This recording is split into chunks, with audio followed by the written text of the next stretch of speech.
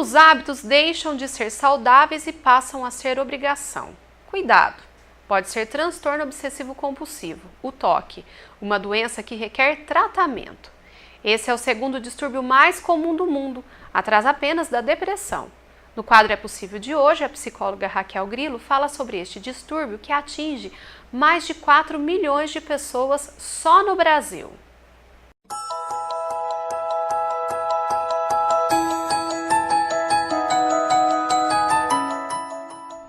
Olá! Hoje nós vamos falar um pouco sobre o TOC, o transtorno obsessivo compulsivo. Ele está classificado dentro dos transtornos de ansiedade, é marcado pela presença, como o próprio nome diz, né, das obsessões. O que é isso? São pensamentos repetitivos, incontroláveis e indesejáveis, e pela presença das compulsões, que são comportamentos que a pessoa se sente obrigada, se sente compelida a executar. Então, vamos falar um pouco das obsessões. A principal característica delas é que elas são involuntárias.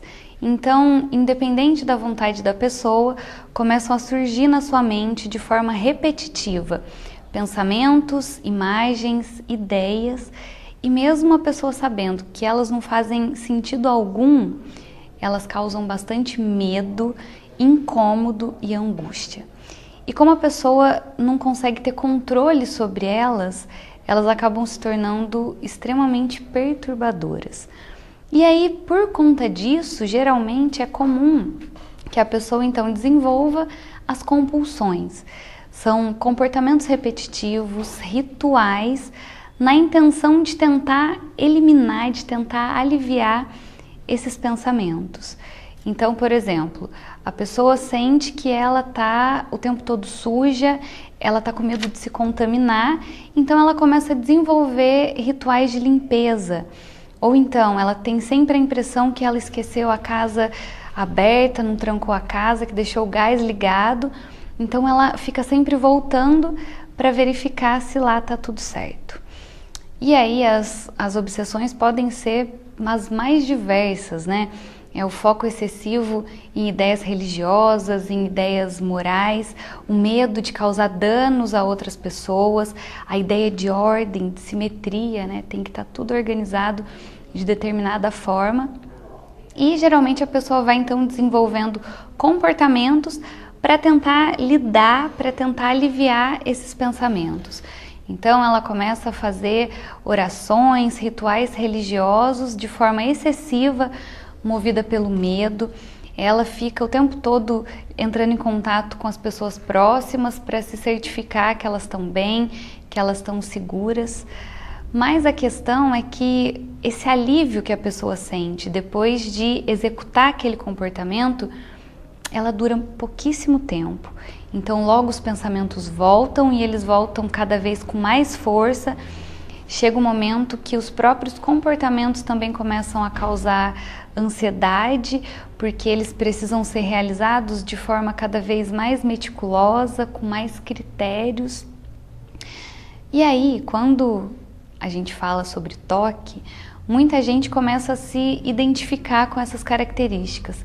Nossa, eu volto para ver se eu tranquei mesmo a casa, eu acho que eu tenho mania de limpeza, eu tenho mania de organização. Na verdade, é bastante comum se identificar com vários desses sintomas, mas o que vai diferenciar o TOC é a sua interferência no cotidiano. É quando esses comportamentos, esses pensamentos, eles ficam tão recorrentes e acabam causando tanto sofrimento que eles começam a interferir na vida da pessoa. Eles vão demandando cada vez mais tempo, mais energia, e a pessoa já não consegue mais ter a sua rotina de trabalho, se relacionar com as pessoas, ela começa a se afastar e o sentimento mesmo é de desamparo. E aí sim, se a pessoa se identifica com essas características, é fundamental que ela procure ajuda profissional. Ela vai precisar iniciar aí um processo terapêutico, começar a olhar melhor para esses pensamentos de forma mais aprofundada, começar a entender o que eles estão dizendo para ela e aí sim começar a desenvolver formas de lidar com esses padrões que estão causando angústia, que estão causando sofrimento. É possível que com apoio psicológico e com muito empenho da própria pessoa se consiga então superar o toque, superar as compulsões, as obsessões, e que a pessoa consiga aos poucos ir retomando a sua vida, né? Seus afazeres, a sua rotina de trabalho, os seus relacionamentos que foram sendo deixados de lado e às vezes por muito tempo.